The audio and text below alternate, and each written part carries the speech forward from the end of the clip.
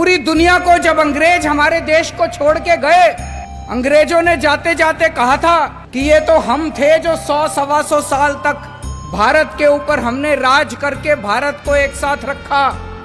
अब देखना हमारे जाने के बाद इनसे अपना देश नहीं चलने वाला, इन लोगों से भारत एक साथ नहीं रहेगा।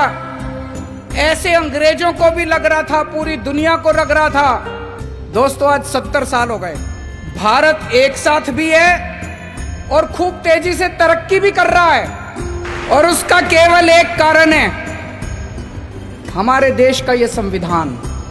ऐसे देश का संविधान लिखना जिसमें इतने सारे धर्म थे, इतनी सारी भाषाएं, इतनी संस्कृति, इतनी जाति, इतनी विविधता, ऐसे देश का संविधान लिखना कोई आसान काम नहीं था। बाबा साहब अंबेडकर ने पूरी दुनिया के संविधान पढ़े, सारे देशों के संविधान पढ़े, जहां से जो जो अच्छा मिला वो सारा उन्होंने इस संविधान के अंदर डाला, और इतना शानदार संविधान बाबा साहब अंबेडकर ने हम लोगों को दिया। संविधान में लिखा है बराबरी का अधिकार होगा। अभी तक यहां इतने सारे बच्चे बैठे हैं, अगर कोई बच्चा गरीब घर में पैदा होता था और कोई बच्चा अमीर घर में पैदा होता था, क्या उनको बराबर की शिक्षा मिलती थी? नहीं मिलती थी। तो क्या बराबरी का अधिकार था? नहीं था। मैं आपका मुख्यमंत्री हूं, हम सरकार चला रहे हैं। सरकार की नजरों में, मुख्यमंत्री की नजरों में, एक बच्चा अगर गरीब घर में पैदा होता है और एक बच्चा अमीर घर में पैदा होता है, मेरे लिए तो मेरे दोनों बच्चे बराबर हैं। मैं उन दोनों बच्चों के बीच में फर्क नहीं कर सकता। तो इसीलिए जब हमारी सरकार बनी, हमने अपने सामने सबसे पहला लक्ष्य रखा कि इस गरीब के बच्चे को भी अच्छी शिक्षा दिला के रहेंगे हम लोग। दिल्ली में जो भी बच्चा दिल्ली में पैदा होगा, चाहे वो गरीब का बच्चा हो, चाहे अमीर का बच्चा हो, सबको अच्छी शिक्षा मिलेगी, सबको एक जैसी शिक्षा मिलेगी। दोस्तों आज 5 साल के अंदर हमने वो करके दिखाया।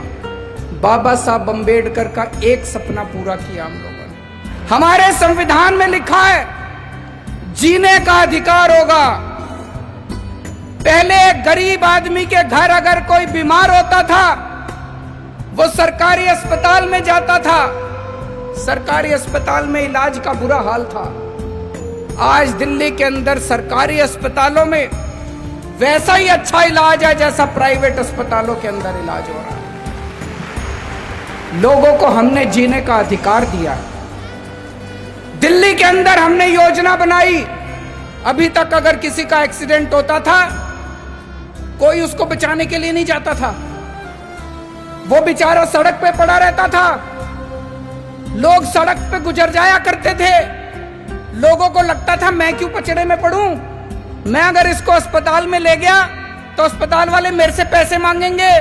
अब हमने कहा है कि पैसे की चिंता मत करो, अगर कोई किसी का एक्सीडेंट हो जाए, जो भी उसको देखता है तुरंत उसको नियरेस्ट अस्पताल में पहुंचाओ। कितना भी महंगा अस्पताल होगा, सारे पैसे दिल्ली सरकार देगी।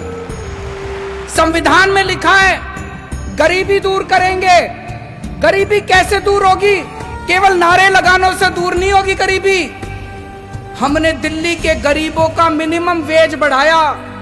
एक एक गरीब मजदूर को, एक एक गरीब कर्मचारी को हमने 15-15 हजार रुपए महीने की तनख्वाह दिलवाई।